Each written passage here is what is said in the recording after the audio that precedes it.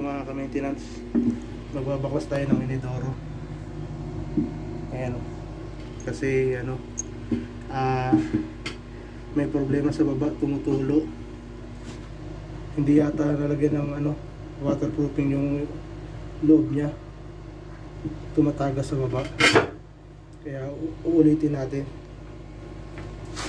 Gagrinderan natin to.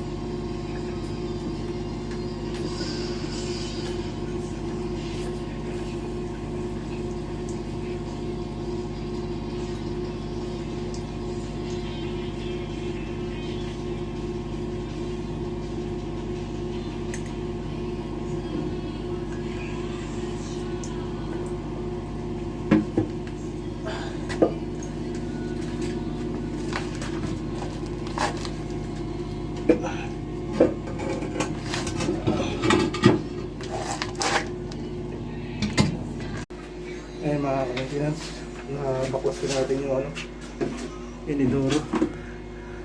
Ayan o, nabaklas natin yung water closet.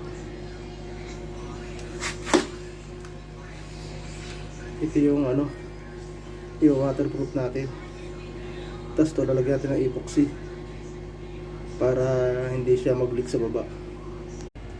Ayan mga ka-maintenance, lalagyan natin ng ano, epoxy para hindi na tumagas sa baba.